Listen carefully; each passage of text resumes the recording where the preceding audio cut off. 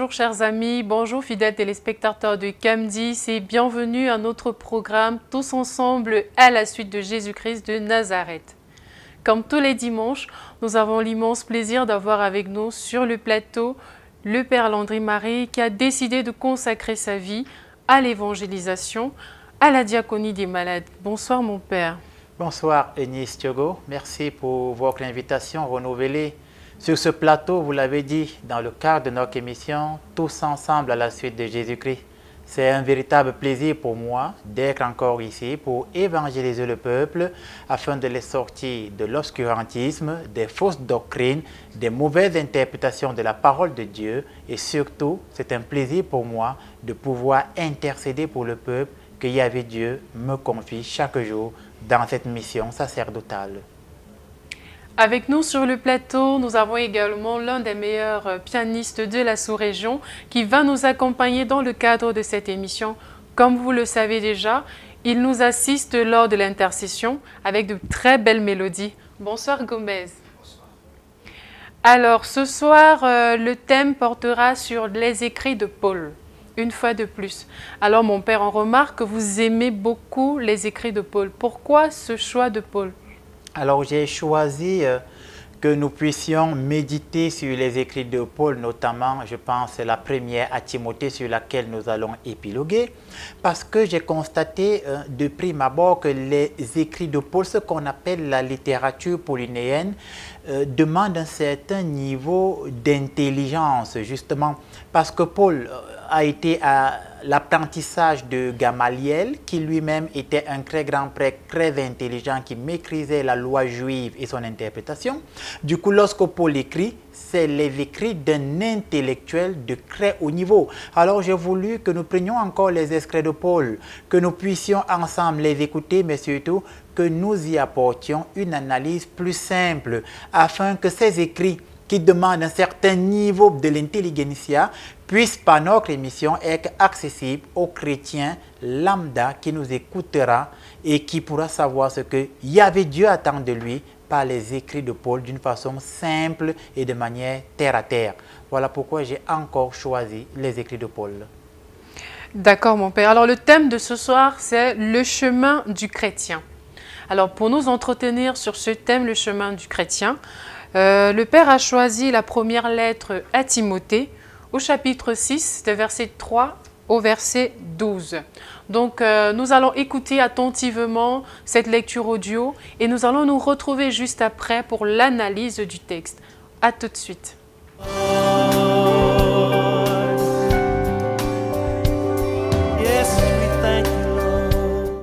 Si quelqu'un enseigne de fausses doctrines et ne s'attache pas aux saines paroles de notre Seigneur Jésus-Christ et à la doctrine qui est selon la piété, il est enflé d'orgueil. Il ne sait rien. Et il a la maladie des questions oiseuses et des disputes de mots, d'où naissent l'envie, les querelles, les calomnies, les mauvais soupçons, les vaines discussions d'hommes corrompus d'entendement, privés de la vérité et croyant que la piété est une source de gain. C'est en effet une grande source de gain que la piété, avec le contentement. Car nous n'avons rien apporté dans le monde, et il est évident que nous n'en pouvons rien emporter. Si donc nous avons la nourriture et le vêtement, cela nous suffira. Mais ceux qui veulent s'enrichir tombent dans la tentation, dans le piège et dans beaucoup de désirs insensés et pernicieux qui plongent les hommes dans la ruine et la perdition. Car l'amour de l'argent est une racine de tous les maux. Et quelques-uns, en étant possédés, se sont égarés loin de la foi et se sont jetés eux-mêmes dans bien des tourments. Pour toi, homme de Dieu, fuis ces choses et recherche la justice, la piété, la foi, la charité, la patience, la douceur. Combat le bon combat de la foi. Saisis la vie éternelle, à laquelle tu as été appelé et pour laquelle tu as fait une belle confession en présence d'un grand nombre de témoins.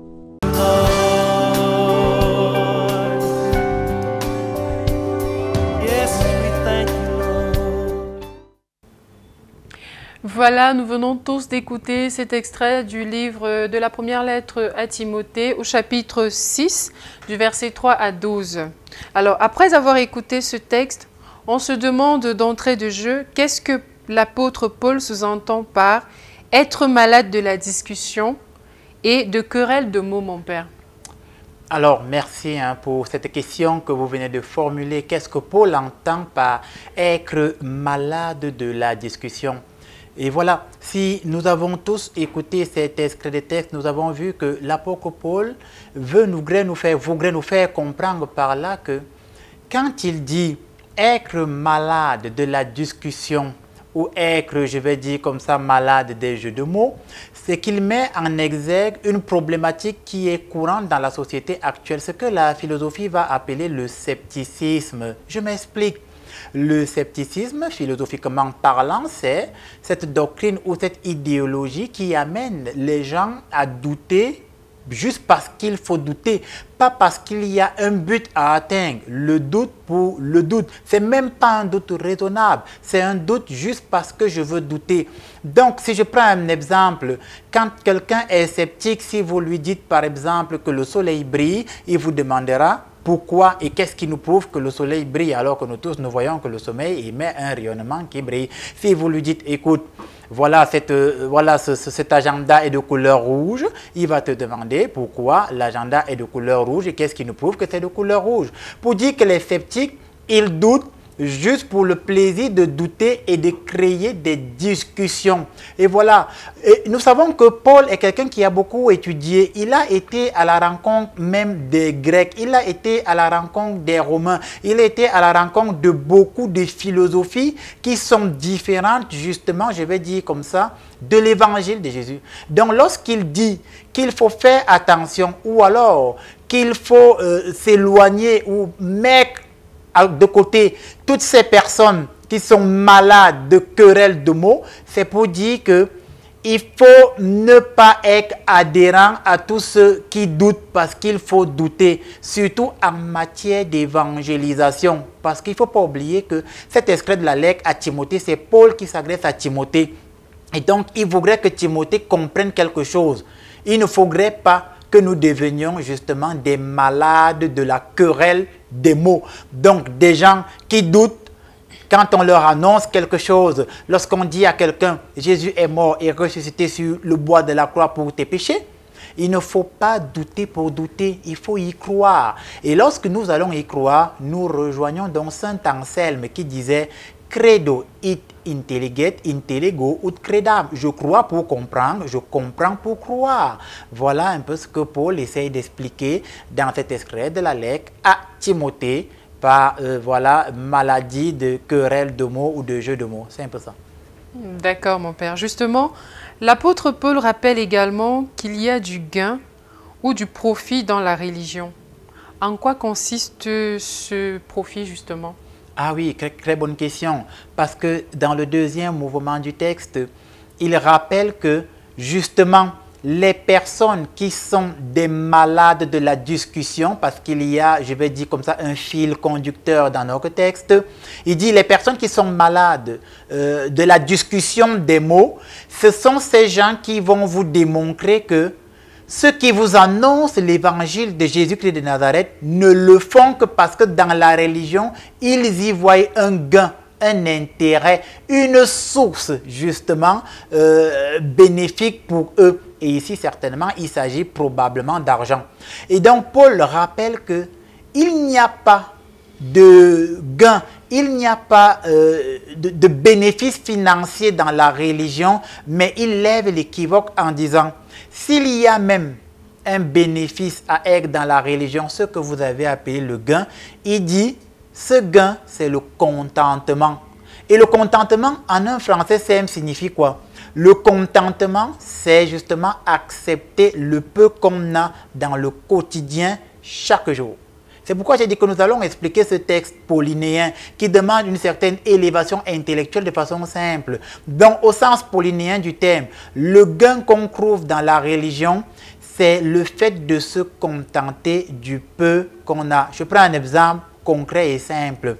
Un serviteur de Dieu, un prêtre, un pasteur ou un chrétien qui est à la suite de Jésus-Christ de Nazareth et qui annonce la parole de Jésus de Nazareth. Et je rappelle que chacun d'entre nous, nous avons le devoir d'annoncer la parole de Jésus-Christ de Nazareth partout où nous irons. C'est Jésus qui l'a dit, partout où vous irez, faites des disciples. Voilà.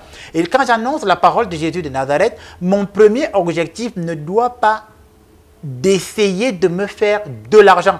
Voilà où Paul veut en venir. Lorsque j'entre dans la religion, lorsque j'entre au séminaire, lorsque je décide de devenir prêtre ou pasteur, j'en sais rien, mon premier objectif ne devrait pas essayer de devenir riche ou d'essayer de devenir connu ou d'essayer d'être célèbre. Parce que si c'est ça mes objectifs, alors à ce moment, je me sers du nom de Jésus pour m'enrichir. Et donc, les sceptiques, ceux qui sont malades de la discussion, auront raison de dire que dans la religion, il y a un gain financier. Mais ce qui doit animer un véritable serviteur de Dieu, et même un disciple de Jésus pour vous qui êtes à la maison, qu'est-ce qui doit animer? C'est l'amour.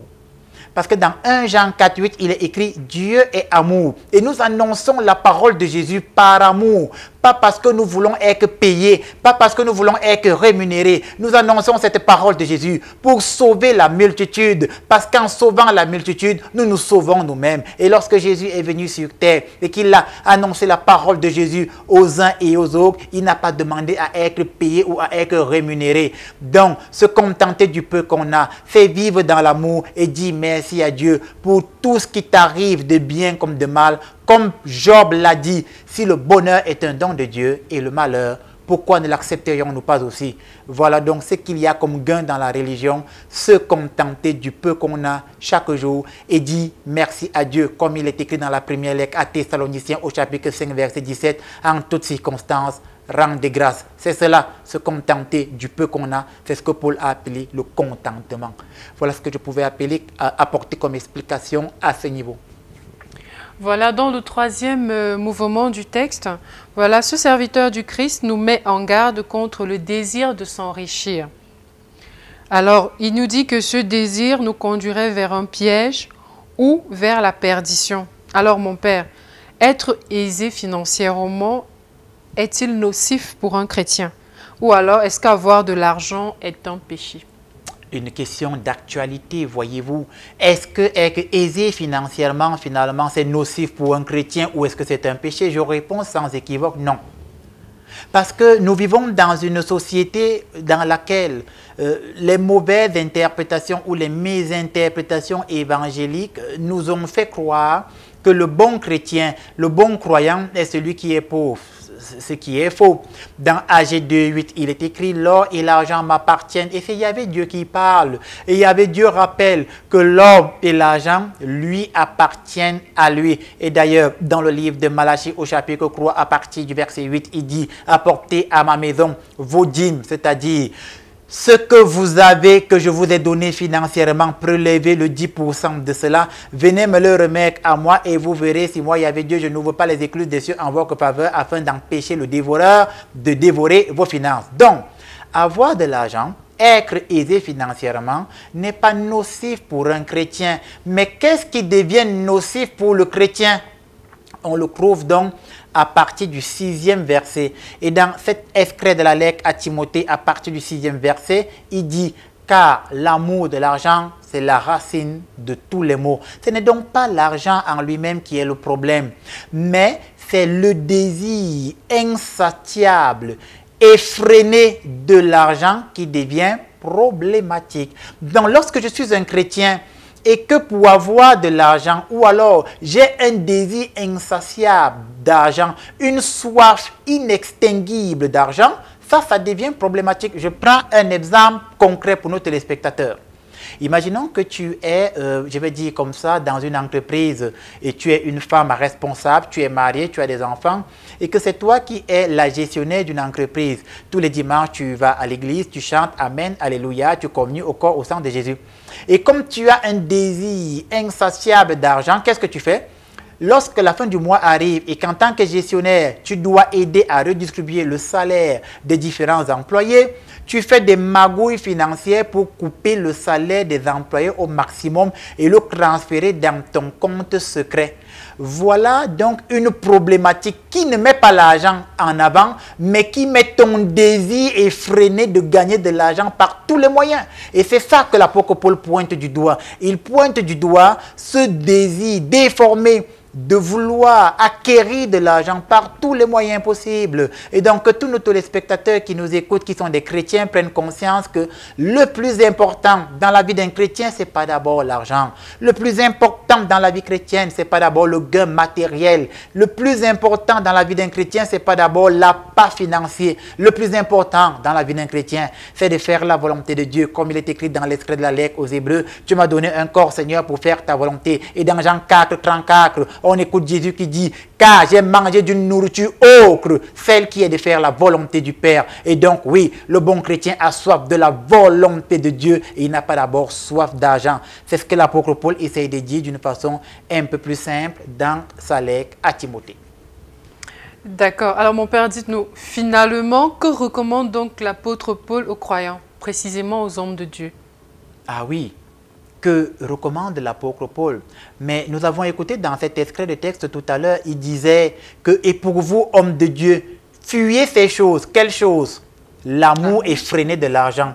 Il disait, fuyez ces choses. Quelles choses? La maladie des querelles inutiles. La maladie, justement, des jeux de mots inutiles. Cette maladie qui consiste à déployer une idéologie philosophico qui n'est pas compatible avec les Saintes Écritures, parce qu'au début du texte, il disait que si quelqu'un vient et commence à annoncer une doctrine qui n'est pas en conformité avec les saintes paroles de Jésus-Christ, il dit, toi, homme de Dieu, il s'adresse à Timothée, il faut t'éloigner justement de ce genre de choses, de ce genre de pratiques ou de ce penchant, ou alors de cette attitude qui est une mauvaise attitude pour quelqu'un qui est à la suite de Jésus-Christ de Nazareth. Donc, il recommande aux hommes de Dieu, aux chrétiens, l'apôtre Paul, il dit, mais pour toi, il te faut être tempérant, il te faut être patient, il te faut t'armer de douceur, il te faut être un homme de piété, donc de prière. Voilà ce que l'apôtre Paul recommande aux uns et aux autres,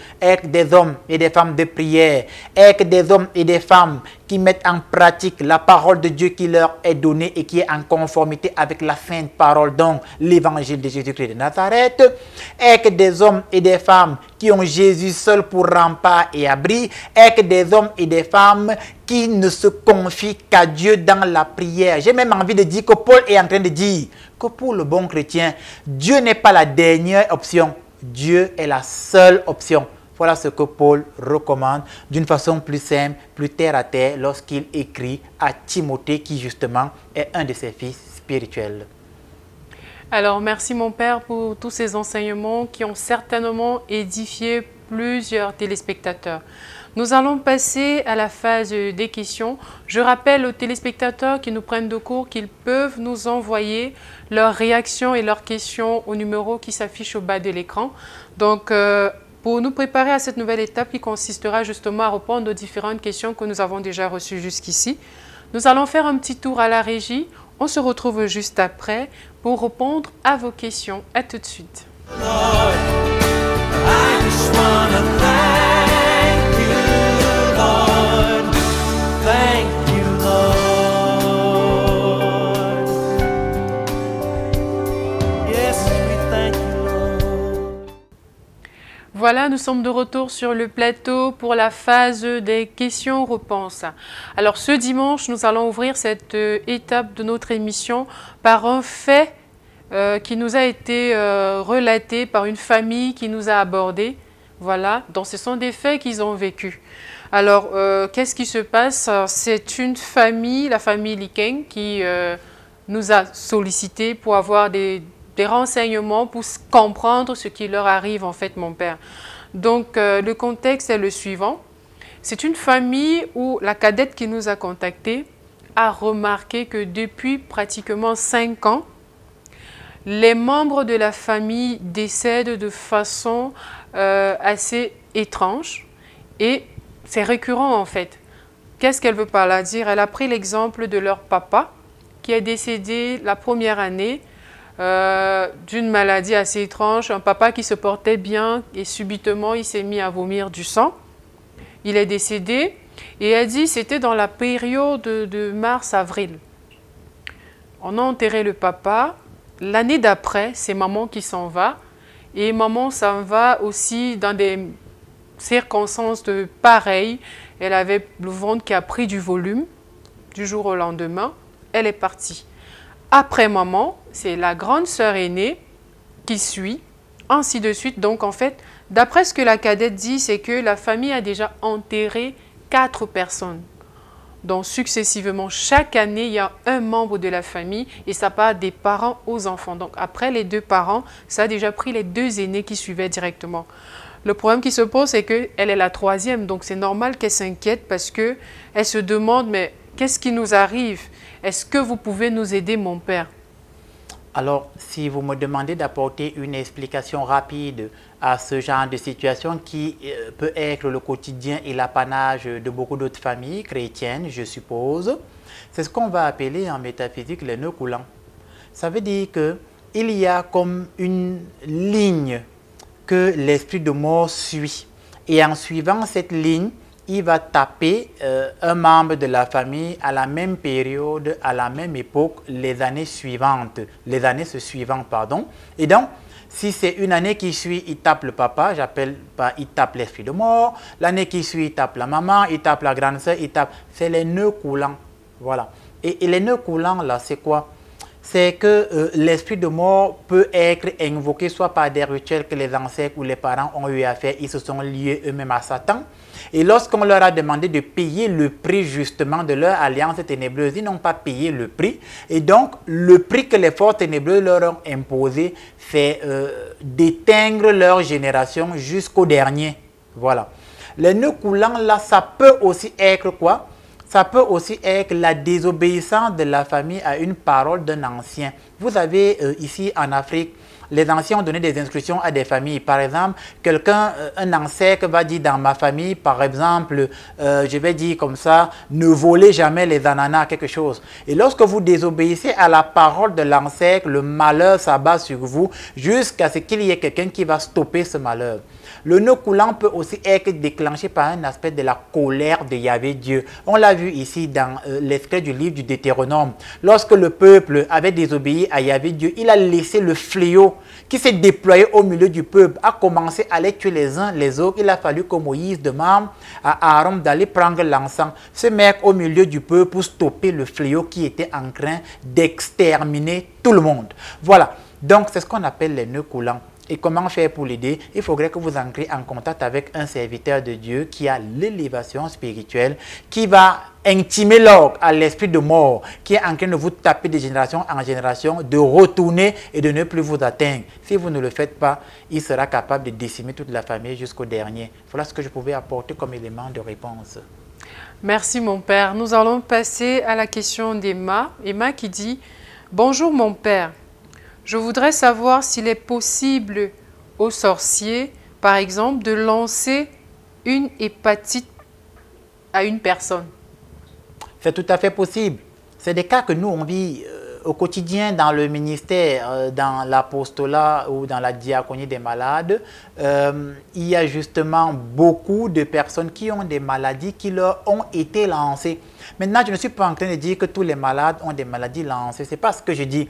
Mais je rends témoignage en tant qu'exorciste qu'il y a des gens dans la société qui ont des maladies qui leur ont été lancées par les sorciers. Et ces maladies se manifestent de façon simpliste, on va voir comme une forme d'hépatite, alors qu'en fait, après un traitement vérifié, vérifiable, contre l'hépatite, rien ne change, bien au contraire, la maladie va grandissant et finalement finit par soit éteindre la personne, soit par la paralyser. Alors oui, c'est tout à fait possible. Voilà pourquoi chacun d'entre nous doit demeurer en prière afin de demeurer sous la protection de Jésus-Christ de Nazareth par l'intercession de Michael Archange, comme c'est écrit dans l'extrait du livre de l'Apocalypse dans les chapitres 12 et 13. Voilà ce que je pouvais apporter comme éclairci à cette question. Merci mon père. Nous allons prendre la question de Lise. Alors elle dit, enfin elle expose des faits, ce qu'elle vit avant de poser la question. Elle dit « Bonsoir mon père, une question. Lorsque mon propre père, chaque fin du mois, vient dans ma chambre et m'oblige à coucher avec lui, comment dois-je faire? Si je refuse, il menace de me mettre hors de la maison. » Ce sont des situations assez tristes que beaucoup de personnes vivent dans les familles. Et là, nous avons le cas d'une jeune fille qui nous dit que son propre papa, donc son géniteur, chaque fin du mois, s'introduit dans sa chambre et l'oblige à avoir des relations intimes avec elle. En tant que prêtre, je peux rendre témoignage que j'ai déjà eu affaire à ce genre de cas ou à écouter ce genre de situation, je ne vais pas dire macabre, mais malheureusement assez triste, qui est le quotidien de beaucoup d'autres jeunes filles. Et souvent, ce genre de papas sont dans des cercles bizarres, ésotériques, ainsi de suite. Voilà. Alors, qu'est-ce qu'il te faut faire? Il te faut au maximum chercher un oncle, une tante, quelqu'un de confiance à qui tu pourras parler, un aîné qui pourra jouer le rôle d'intermédiaire et parler en ta faveur et te sortir, je vais dire, de cette maison. J'insiste sur quelqu'un de confiance parce qu'on a vu des cas où la jeune fille s'en va se plaindre chez son oncle et l'oncle vient la chercher et lorsqu'il l'amène chez lui, lui aussi dans la nuit, il commence à l'obliger à coucher avec elle. Donc, c'est ça qui est de dommage, non? Il te faut te mettre en prière, jeune fille. Demander la force à l'Esprit Saint de t'inspirer afin que tu aies le discernement et que l'Esprit Saint lui-même t'oriente vers les bonnes personnes.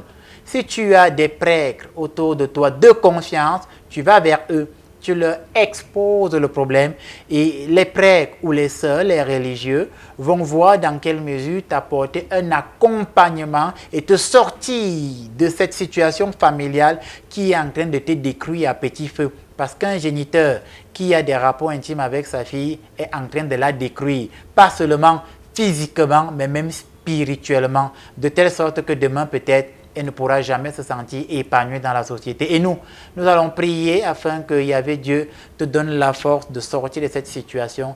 Du courage à toi et que Dieu te bénisse. Voilà. Voilà, merci mon Père pour les réponses que vous avez pu apporter à tous ces fidèles téléspectateurs. La suite, nous allons pouvoir les lire dans nos prochaines émissions. Nous allons faire un petit tour à la régie et après, nous allons nous concentrer pour l'intercession parce que ce dimanche, comme je l'ai annoncé d'entrée de jeu, notre frère Gomez est avec nous sur le plateau pour embellir, pour apporter aussi son effort dans cette méditation.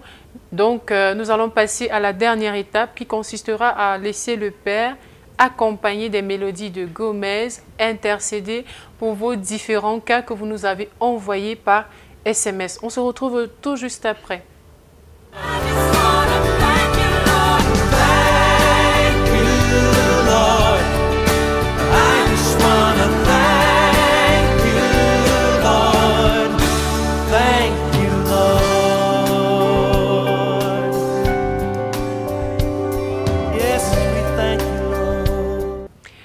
Voilà, nous sommes de retour sur le plateau pour l'étape de l'intercession.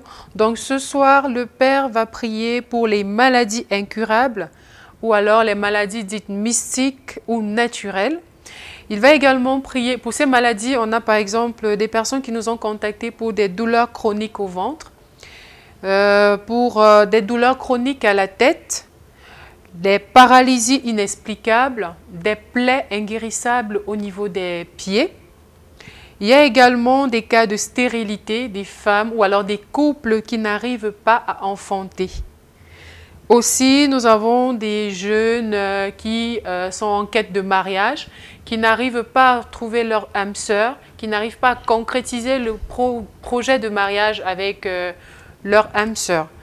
Et enfin, pour toutes les familles qui sont poursuivies par un esprit de mort, toutes les familles qui subissent la perte d'un être cher chaque année de façon successive. Nous allons prier pour tous ces différents cas. Donc, Gomez va commencer à nous préparer, à nous mettre en présence du Seigneur. Oui, pendant que le pianiste va nous bercer de ses mélodies, pour vous qui êtes à la maison, vous pouvez vous lever Ceux qui veulent peuvent se mettre à genoux. Ceux qui veulent peuvent se coucher au sol en fonction de ce que l'Esprit de Dieu va vous inspirer de faire. Vous vous mettez en présence de Dieu et nous allons invoquer le saint nom de Yahvé Dieu pour vous, dans vos maisons, pour toi qui es dans ta chambre qui m'écoute, pour toi qui es dans ton salon, pour toi qui es dans le désespoir, toi mon frère, ma soeur qui a cru que Dieu t'avait oublié. Nous allons prier pour toi. Nous allons prier pour vous qui avez des maladies ténébreuses, mystiques, démoniaques. Nous allons prier pour vous que les belles familles ont rejeté parce qu'on dit que vous êtes des femmes stériles. Nous allons intercéder et Yahvé Dieu, le Dieu que je sers, le Dieu d'Abraham, d'Isaac et de Jacob, va te donner la grâce d'enfanter, va te donner la grâce de te marier, il va te donner la grâce de guérir. Alors, frères et sœurs, nous fermons les yeux, nous baissons la tête et ensemble, au nom de Jésus, nous prions, nous chantons et nous invoquons le nom de Dieu. Dis un mot, ma vie va changer. Dis un mot, ma vie va changer. Dis un mot, ma vie va changer. Un seul mot, ma vie va changer. Tu m'avais promis la santé. Yahweh accomplit ta promesse. Dis un mot, ma vie va changer. Un seul mot, ma vie va changer. Tu m'avais promis la paix du cœur. Yahweh accomplit ta promesse. Dis un mot, ma vie va changer. Un seul mot, ma vie va changer. Tu m'avais promis la prospérité. Jésus accomplit ta promesse. Dis un mot, ma vie va changer. Un seul mot, ma vie va changer.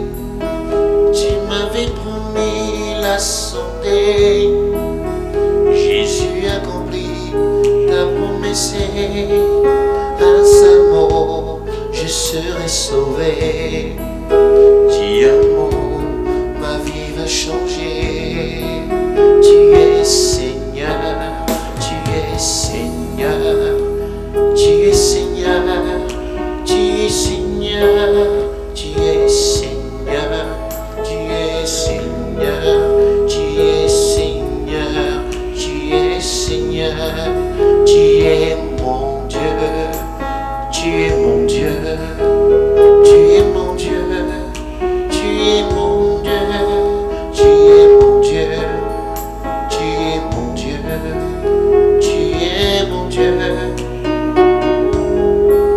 tu es mon roi, tu es mon roi, tu es mon roi, tu es mon roi, tu es mon roi, tu es mon roi, tu es mon roi.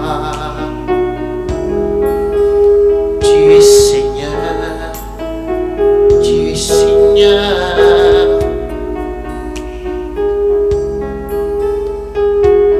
Oui, Jésus, tu es Seigneur, tu es notre roi, tu es notre Dieu, c'est toi qui nous donnes le souffle de vie. Tu es le Dieu d'Abraham, d'Isaac et de Jacob. Tu es celui qui nous donne la vie, celui qui nous donne le souffle, Jésus. C'est toi qui nous donnes la santé. Jésus, je prie pour toutes ces personnes qui sont malades, qui ont des maladies incurables. Oui, Jésus, toutes ces personnes qui ont des maladies qu'on n'arrive pas à diagnostiquer à l'hôpital, dont on ne trouve pas de méthode pour guérir. Toutes ces personnes qui ont des maladies de sang, moi, au nom de Jésus-Christ de Nazareth, je commande et j'ordonne que toute maladie incurable qui vous frappe depuis des années trouve la guérison au nom de Jésus-Christ de Nazareth. Je commande et j'ordonne en lieu et place que toutes ces maladies qu'on n'a pas identifiées au niveau de ton ventre, au niveau de ton dos, au niveau de ta tête, au niveau de tes pieds, toutes ces maladies qu'on n'a pas pu identifier, que par le nom de Jésus, par ma voix, cette maladie soient guéris maintenant. Au nom de Jésus-Christ de Nazareth. Je prie pour toutes les personnes qui ont des douleurs au niveau du ventre, des douleurs chroniques, des douleurs mystiques, des douleurs sataniques, des douleurs démoniaques, des douleurs lucifériennes, des douleurs qu'on leur a lancées dans la sorcellerie. Je commande et j'ordonne que ces douleurs dans ton ventre soient stoppées maintenant au nom de Jésus-Christ de Nazareth. Je commande et j'ordonne que ces douleurs que les sorciers t'ont lancées trouvent guérison au nom de Jésus-Christ de Nazareth. Je commande et j'ordonne que ces douleurs que les sorciers de ton famille t'ont lancées depuis que tu es petite, que ces douleurs soient guéries à cet instant au nom de Jésus de Nazareth. Que les blocages qu'on a mis dans ton ventre maintenant sortent par air ou par liquide au nom de Jésus-Christ de Nazareth. Que toute boule mystique et toute boule satanique qu'on a mis dans ton ventre, dans tes intestins, je perce cette boule mystique par le feu du Saint-Esprit et je commande qu'elle sorte par air ou par liquide de ton corps au nom de Jésus de Nazareth.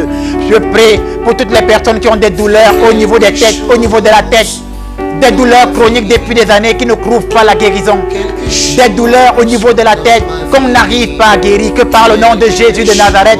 Cette douleur, lâche prise de ta tête maintenant et que tu sois guéri au nom de Jésus-Christ. Je commande et j'ordonne que les maux de tête chroniques, les maux de tête démoniaques, les maux de tête lucifériens, les maux de tête qu'on t'a lancés, les maux de tête qui te suivent depuis des années, depuis 10-15 ans, que ces maux de tête maintenant soient guéris au nom de Jésus-Christ de Nazareth. Je prie en lieu et place pour toutes les personnes qui ont des paralysies inexplicables, qui ont été frappées de paralysie de manière inexplicable. Toutes ces personnes qui ont été frappées de paralysie au niveau des mains, au niveau des pieds, au niveau des genoux, une paralysie les a frappées. Je commande et j'ordonne que cette paralysie lâche prise, que vous vous leviez et que vous marchiez maintenant au nom de Jésus de Nazareth. Je commande et j'ordonne à ta main qui avait séché qu'elle reprenne vie au nom de Jésus de Nazareth. Je commande et j'ordonne à tes pieds qui avaient séché depuis des années que tes pieds reprennent vie maintenant au nom du Père et du Fils et du Saint-Esprit.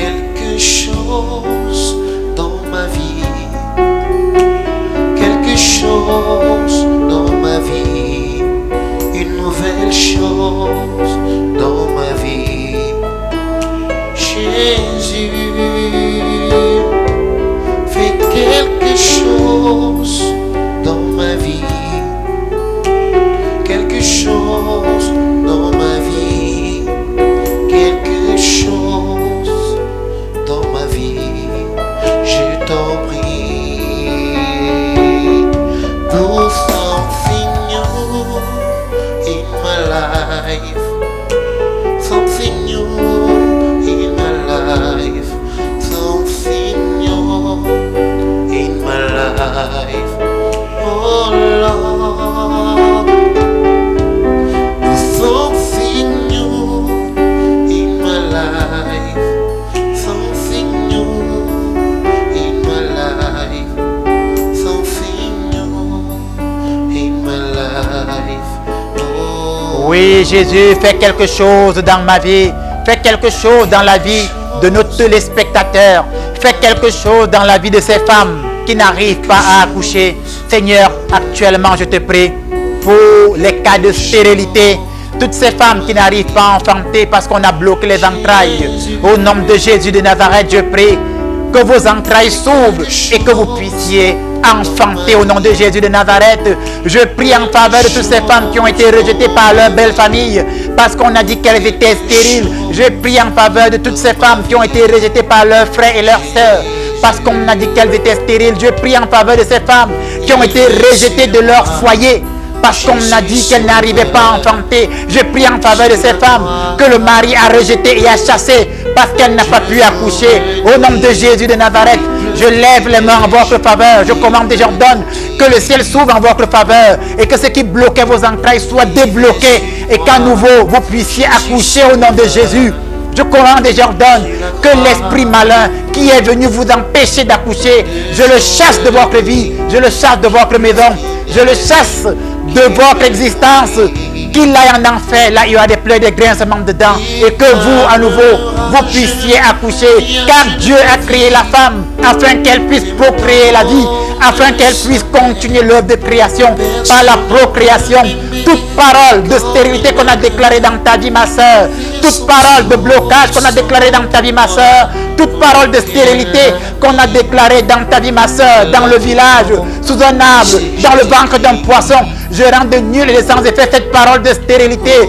Et je déclare, par le nom de Jésus, que j'annonce que tu enfanteras, car j'ouvre tes entrailles au nom de Jésus-Christ de Nazareth, là où une armée de sorciers s'est amassée, là où une armée de sorciers s'est agglutinée, ils se sont assis sur ta grappe d'enfanter. Je renverse cette armée de sorciers et je te donne la grappe d'enfanter au nom de Jésus-Christ. Là où le Goliath de ta vie s'était assis sur ton étoile, là où le Goliath de ta vie s'était assis sur ta grappe d'accoucher, je renverse le Goliath de ta vie. Je le renverse en lieu et place. Je renverse la femme qui s'est assise sur ton étoile et ta grappe d'enfanter. Et je déclare en lieu et place qu'avant cette fin d'année, tu tomberas enceinte et que l'Esprit Saint te donne la grâce de procréer au nom de Jésus-Christ de Nazareth. Je prie pour toutes ces femmes qui ont des problèmes de mariage et qui ont des blocages dans leur mariage, qui n'arrivent pas à se marier. Je prie pour tous ces hommes qui n'arrivent pas à se marier. Que par le nom de Jésus-Christ de Nazareth que j'annonce, vous trouviez la grâce de vous marier. Je prie pour toutes ces personnes dont on a déclaré dans les familles que jamais il ne pourra se marier, que jamais elle ne pourra se marier. Moi, au nom de Jésus, je brise cette parole de malédiction et je déclare que vous pourrez vous marier et que vous vous marierez au nom de Jésus-Christ de Nazareth. Je commande et j'ordonne en lieu et place que tous les craies mystiques, les craies de sorcellerie qu'on a tracés contre toi, tu as traversé ce craie et aujourd'hui tu n'arrives pas à te marier. Je brise ce craie et je commande que tu puisses te marier au nom de Jésus-Christ. Je commande et j'ordonne que les portes du mariage fermées dans ta vie s'ouvrent. Je commande que la bénédiction de Dieu dans le mariage descende dans ta vie. Je commande et j'ordonne en lieu et place que là où on avait marqué ton nom quelque part sur une calebasse, quelque part sous un arbre, en marquant ton nom sur les autels de Baal et d'Astarté, on avait dit que tu ne te marieras jamais. J'efface ton nom sur cette calebasse et j'efface ton nom sur cet autel de Baal et d'Astarté et je déclare en lieu et place que tu te marieras au nom de Jésus-Christ. Et en lieu et place pour toutes ces familles qui sont poursuivies par des esprits de mort, de telle sorte que les enfants meurent chaque année. Je commande et j'ordonne que cet esprit de mort s'éloigne de vous au nom de Jésus-Christ de Nazareth. Je prie pour toutes ces familles qui sont poursuivis par les esprits impurs et succubes, que ces esprits impurs et succubes ne puissent plus vous atteindre au nom de Jésus de Nazareth. Va de récro, Satanas, arrière Satan, au nom de Jésus de Nazareth. Arrière Satan, au nom puissant de Jésus de Nazareth. Arrière Satan, au nom de Jésus de Nazareth, sous toutes tes formes, sous quelque forme que tu te manifestes, je te commande. Arrière Satan de ces familles chrétiennes, tu n'as plus autorité dans ces familles, au nom de Jésus de Nazareth. Et que cet esprit de mort qui s'est déployé depuis des années s'arrête maintenant, qu'il aille en enfer. Là, il y a des pleurs et des grincements dedans. Je trace un cercle de feu entre vous et vos ennemis, vous qui avez regardé ce programme, et je commande et j'ordonne que lorsque les sorciers reviendront, ils ne pourront plus vous atteindre. Je l'ai commandé au nom puissant de Jésus de Nazareth. La parole de Jésus est de mon épée, la parole de Jésus est ma flamme. Et je prie que cette parole de Jésus devienne pour vous une épée, une flamme. Et moi, prêtre de la Sainte Église, apôtre de Jésus-Christ, je vous scelle dans le sang de Jésus. Je scelle votre guérison dans le sang de Jésus. Je scelle votre restauration dans le sang de Jésus. Je scelle votre délivrance dans le sang de Jésus. Je scelle votre mariage dans le sang de Jésus. Je scelle maintenant ta grâce d'enfanter dans le sang de Jésus. Et je déclare que même les sorciers ne pourront pas retirer ces grâces que je viens de te donner au nom de Jésus-Christ de Nazareth. Soyez bénis et que le nom de Dieu soit toujours béni dans votre vie par le Père, le Fils et le Saint-Esprit. Car il est glorieux et digne d'être élevé, l'agneau est souverain.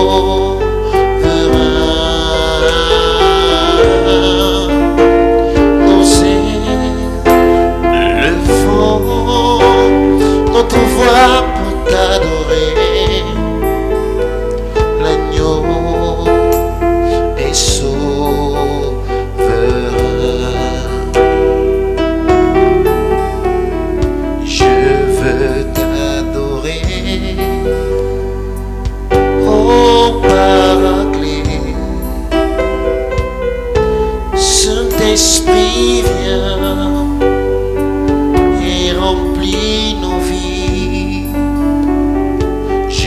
veux t'adorer,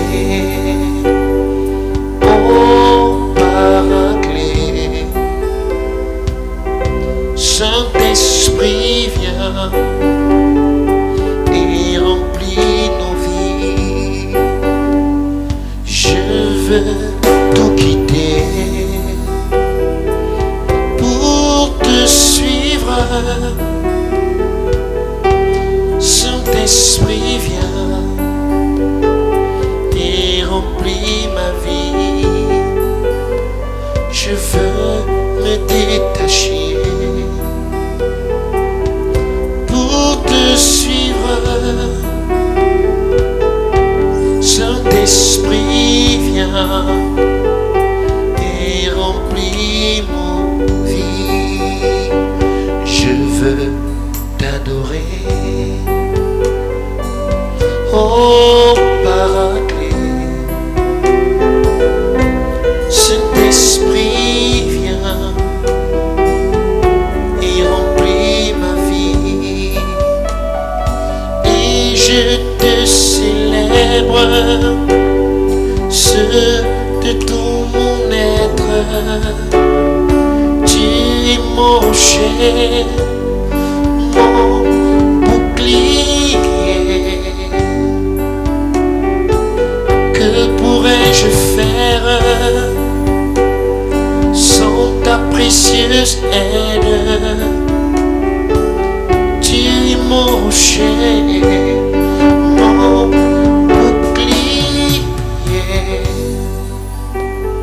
Je veux t'adorer, ô Paraclet. Saint-Esprit, viens.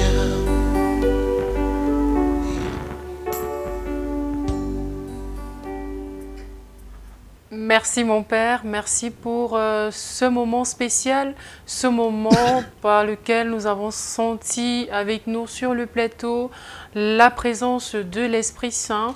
Merci de nous avoir fait vivre cela. Je pense que même les fidèles téléspectateurs ont expérimenté cela à la maison. Donc, chers téléspectateurs, vous avez forcément ressenti quelque chose d'exceptionnel pendant cette prière. Si vous réalisez que votre cas nécessite un accompagnement spécial, si vous réalisez que vous vous êtes senti touché par cette prière, par cette intercession, alors n'hésitez pas, n'ayez pas peur, contactez le numéro qui s'affiche au bas de l'écran. Alors toi, ma sœur, qui jusqu'ici n'a pas toujours trouvé de solution à ton problème d'enfantement, c'est l'occasion pour toi aujourd'hui d'expérimenter avec le Christ la restauration de tes maternités. Toi, mon frère qui est malade, qui a longtemps cherché la solution, si le Seigneur a permis que tu regardes ce programme aujourd'hui, c'est parce qu'il a écouté tes prières. Alors, contacte le numéro qui s'affiche à l'écran pour avoir la solution au travers de son serviteur. Ça a été un honneur, un plaisir pour nous d'être une fois de plus avec le Père Landré sur le plateau, d'être également avec notre pianiste Gomez qui nous a accompagnés durant l'intercession. On va prendre rendez-vous pour la semaine prochaine pour une nouvelle émission sur la même chaîne, à la même heure. Soyez bénis.